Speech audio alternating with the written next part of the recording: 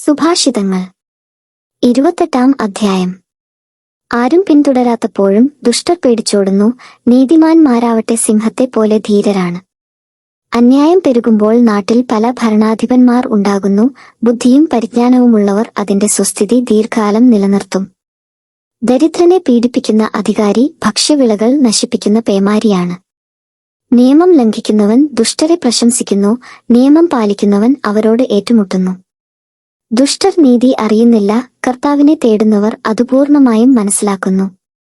വക്രബുദ്ധിയായ ധനവാനേക്കാൾ സത്യസന്ധനായ ദരിദ്രനാണ് ശ്രേഷ്ഠൻ.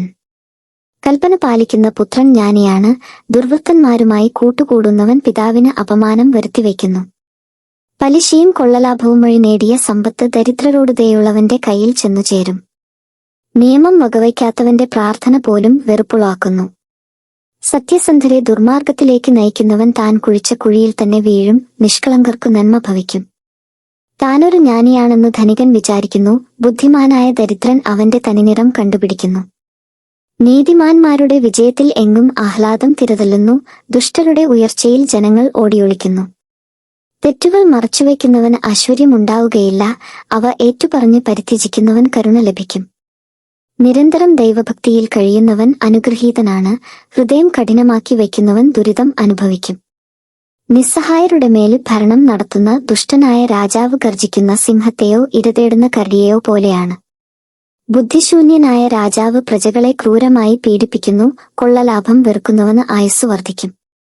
കൊലപാതകി മരണം വരെ അലഞ്ഞു തിരിയട്ടെ, ആരും അവന് ഇടം കൊടുക്കരുത്. ധർമ്മമാർഗത്തിൽ ചരിക്കുന്നവൻ സുരക്ഷിതനായിരിക്കും, ദുർമാർഗത്തിൽ ചരിക്കുന്നവൻ കുഴിയിൽ വീഴും. മണ്ണിൽ അധ്വാനിക്കുന്നവന് വേണ്ടത്ര ആഹാരം കിട്ടും, പാഴ്വേല ചെയ്യുന്നവൻ കടുത്ത ദാരിദ്ര്യമനുഭവിക്കും. വിശ്വസ്തൻ സമൃദ്ധമായി അനുഗ്രഹിക്കപ്പെടും, ധനികനാവാൻ തിടുക്കം കൂട്ടുന്നവൻ ശിക്ഷിക്കപ്പെടാതിരിക്കുകയില്ല. പക്ഷപാതം നന്നല്ല, എങ്കിലും ഒരപക്ഷണത്തിനു വേണ്ടിപ്പോലും മനുഷ്യൻ തെറ്റു ചെയ്യുന്നു. ലുബ്ധൻ സമ്പത്തിനു പിന്നാലെ പരക്കം പായുന്നു, തന്നെ ദാരിദ്ര്യം പിടികൂടുമെന്ന് അവൻ അറിയുന്നില്ല. മുഖസ്തുതി പറയുന്നവനേക്കാൾ ശാസിക്കുന്നവനാണ് പിന്നീട് പ്രീതിപാത്രമാവുക. അപ്പനിൽ നിന്നോ അമ്മയിൽ നിന്നോ പിടിച്ചുപറിച്ചിട്ട് അത് തെറ്റല്ല എന്ന് പറയുന്നവൻ ധ്വംസകന്റെ കൂട്ടുകാരനാണ്. അത്യാഗ്രഹികൾ കലഹം ഇളക്കിവിടുന്നു, കർത്താവിൽ ആശ്രയിക്കുന്നവരാകട്ടെ ഐശ്വര്യം നേടും. സ്വന്തം ബുദ്ധിയിൽ വിശ്വാസം അർപ്പിക്കുന്നവൻ ഭോഷനാണ്, ജ്ഞാനമാർഗത്തിൽ ചരിക്കുന്നവൻ സുരക്ഷിതനായിരിക്കും.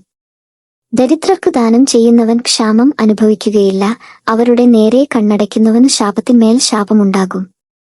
ദുഷ്ടരുടെ ഉയർച്ചയിൽ ആളുകൾ ഓടിയൊളിക്കുന്നു, അവർ അധപതിക്കുമ്പോൾ നീതിമാന്മാർ പ്രബലരാകും.